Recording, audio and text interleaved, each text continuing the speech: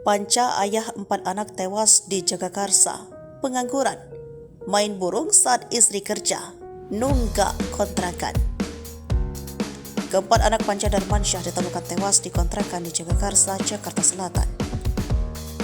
Keempat anak Panca Darmansyah tersebut ditemukan oleh warga Jagakarsa pada Rabu 6 Desember 2023. Sementara warga Jagakarsa menemukan Panca di kamar mandi dengan luka gores di tangan.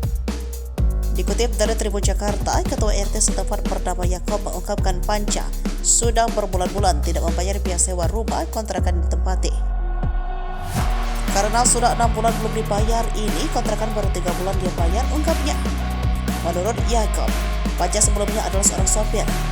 Semenjak menganggur, istri Panca berinisial D menjadi tulang punggung keluarga.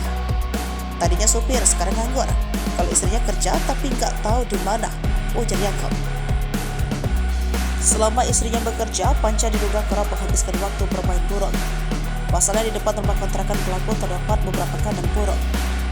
Terpisah 4 hari sebelum penemuan mayat 4 anak tersebut, atau pada Sabtu 2 Desember 2023, terjadi peristiwa kekerasan rumah tangga yang dilakukan Panca terhadap istrinya D.